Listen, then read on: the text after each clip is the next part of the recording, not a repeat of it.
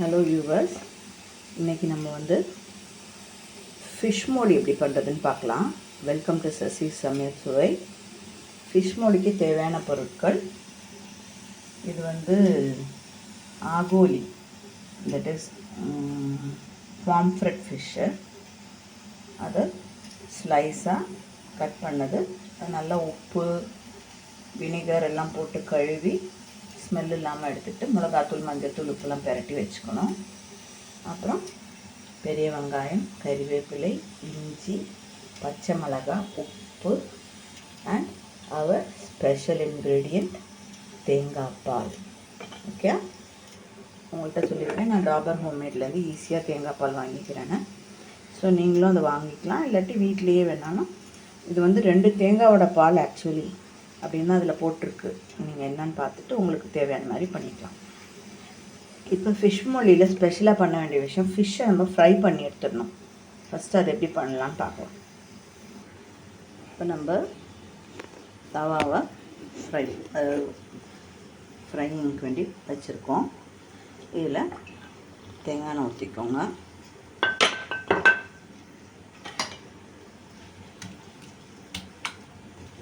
மிளகாத்தூள் மஞ்சத்தூள் பெரட்டினா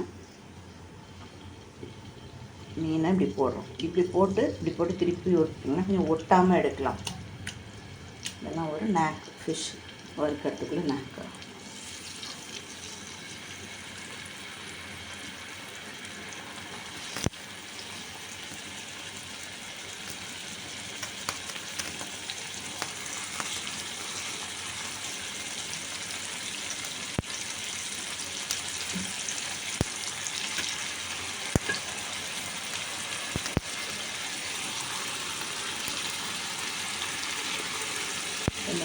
மீன் வறுவட்டும், ரொம்ப ட்ரையாக வறுக்க வேணாம், ஒரு மீடியமாக வறுத்துக்கலாம். மீனை திருப்பி போட்டுக்கலாம்.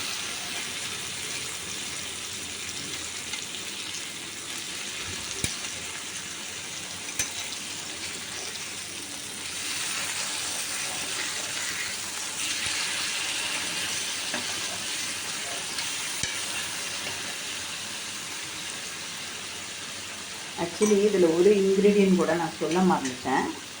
வெந்தயம் நல்லா சும்மா வெறும் கடாயில் போட்டு வறுத்துட்டு பிடிச்சி வச்சுக்கோங்க. எப்போவுமே வீட்டில் இதெல்லாம் வந்து நீங்கள் எல்லாத்துக்குமே யூஸ் ஆகும்.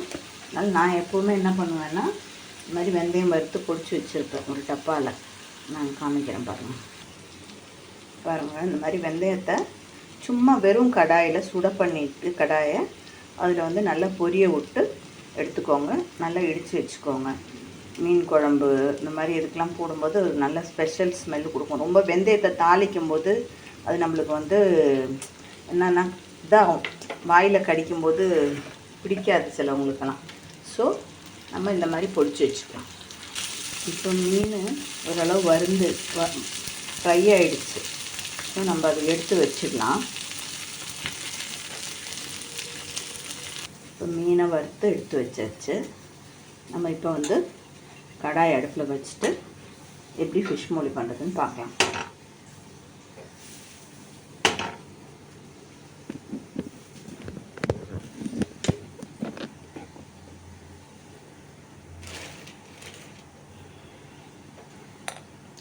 வச்சுக்கலாம்.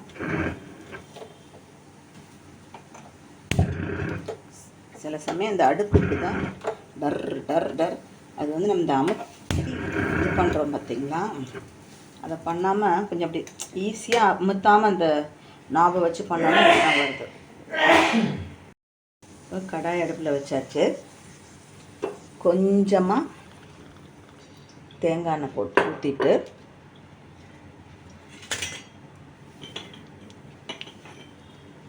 பச்சை மிளகா, இஞ்சி,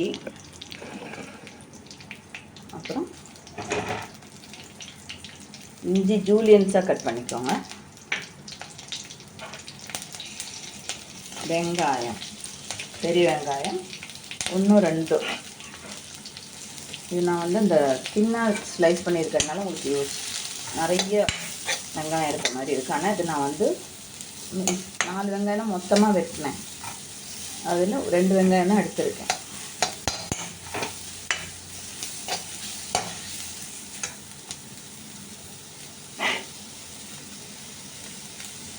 இந்த மாதிரி 2 கறிவேப்பிலையும் போட்டுக்கோங்க. போட்டு நல்லா ஒரு வதக்கிடுங்க. ஆஸ் யூஷுவல் உப்பு கொஞ்சம் தூவிடுங்க. ஏன்னா மீன்லேயும் உப்பு இருக்குது. ஸோ இதில் பார்த்து உப்பு போட்டுக்கலாம்.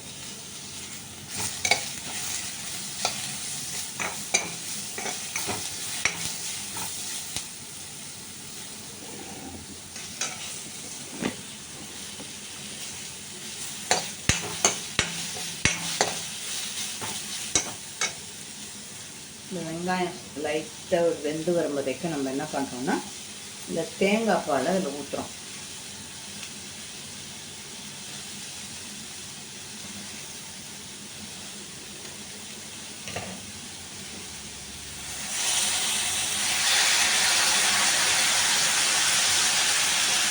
தேங்காய் பால் ஊற்றிட்டு அது கூடவே கொஞ்சம் தண்ணி ஊற்றிக்கலாம். இதுவும் ஒரு வகையாக ஸ்டூ மாதிரி தான், கொஞ்சம் டிஃப்ரென்ஸு.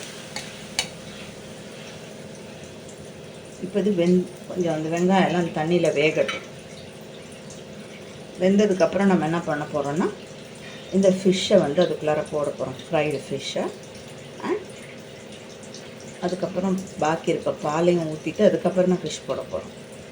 அதுக்கப்புறம் கொஞ்சோண்டு வெந்தய பொடி தூவிட்டு கறிவேப்பிலையும் தேங்காய் எண்ணெயும் ஊற்றி இறக்க போகிறோம். 1 நிமிஷம் இது வேகட்டும். பாருங்கள், இப்போது பச்சை மிளகா கலர் மாறிடுச்சு, வெங்காயம் கிளாஸி ஆயிடுச்சு. இப்போ கொஞ்சம் தேங்காய் பால் நம்ம ஊற்றிடலாம்.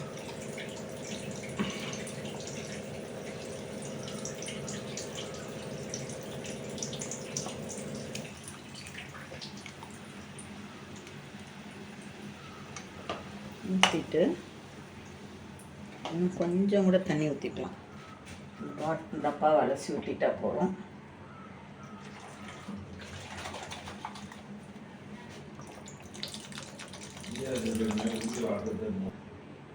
இப்போது பாருங்கள், இதில் உப்பு பார்த்துக்கோங்க. உப்பு இப்போதைக்கு இருக்குது. நம்ம மீனும் போட போகிறோம். ஸோ இந்த வறுத்திருக்க மீனை 1 by 1 எடுத்து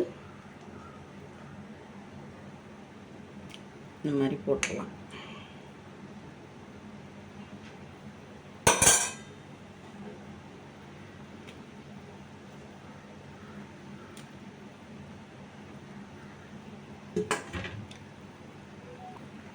இப்போது கேஸை ஆஃப் பண்ணிடலாம். பண்ணிவிட்டு தேங்காய் எண்ணெய் நல்லா ஒரு டேபிள் ஸ்பூனே ஊற்றிக்கலாம்னு வச்சுக்கோங்க. நல்லா அப்படி உங்களுக்கு இந்த மாதிரி ஊற்றிட்டு இந்த பச்சை கறிவேப்பிலையை இதில் தூவிடுங்க. இது கொஞ்சம் நேரம் செட் ஆகட்டும். அதுக்கப்புறமா எடுத்து ப்ரெசன்ட் பண்ணி எல்லாருக்கும் பரிமாறினீங்கன்னா அந்த மீனில் இருக்க மசாலா எல்லாம் இறங்கி அது ஒரு மாதிரி நல்ல ஒரு டேஸ்ட்டாக இருக்கும். நான் அதை கொஞ்சம் நேரம் கழிச்சு காமிக்கிறேன், இருங்க. இதில் ஒரு விஷயம் சொல்ல மறந்துட்டேன்.